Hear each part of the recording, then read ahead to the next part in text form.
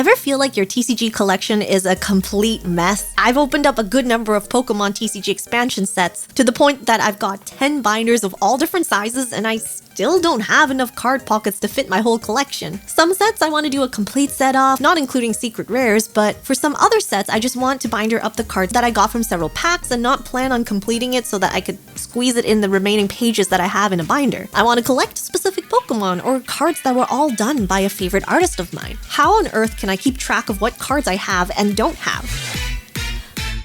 Let's go through 5 completely free apps and websites that track your collection and see which one can work the best for what you want to do with your collection. I actively started my Pokemon collection a few months ago by opening ETBs and products from different sets, as I didn't really have a clue of what I was looking for in my collection. I stumbled upon these sites after checking out set lists and finding out which ones have art rares that I would be looking for. Now that I have a more defined approach to my collection, I decided to try some of these apps to reel in what I already have so that I don't order duplicates. Which totally didn't happen with this Glaceon.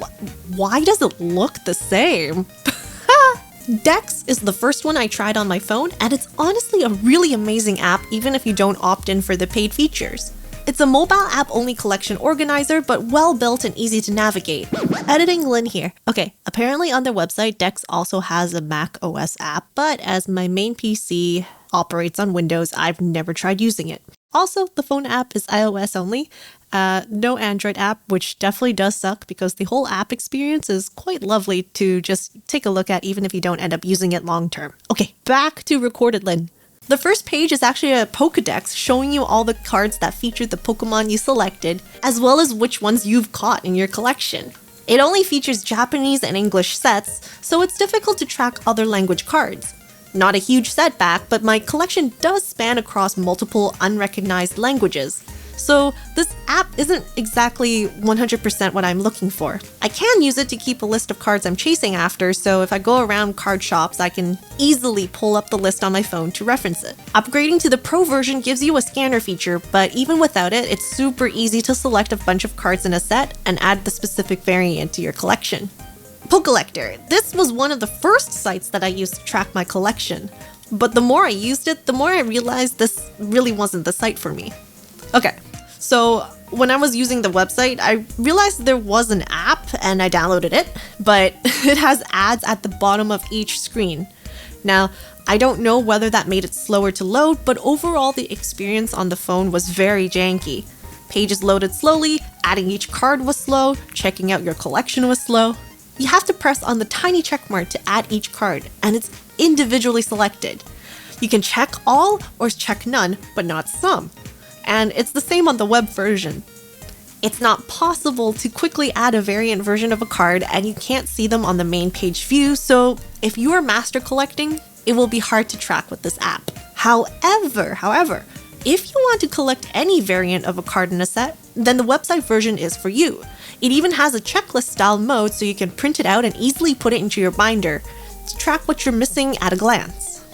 TCG Collector, a website-only collection organizer, it works really well, giving you so many options for filters, languages, and variants. You can even go into settings and hide all that if you find it too overwhelming at first. And this one, you can actually track cards in other languages too. But for some reason, they all fall under international, which I guess it's because of the card back design. But Korean and traditional Chinese technically have the same set names and contents as the Japanese set, while Simplified Chinese has its own set that is not tied to English or Japanese. I would like to be able to quickly add a bunch of cards at a time at a given variant, but you'll have to go through 3 clicks on the website to do it, every time. I also really like that you're able to filter by the artist. You'll be able to quickly see how many sets have repeating artworks as well as which sets contain that particular artist. Honestly, everything is super laid out well on the website, which is perfect for any type of collector.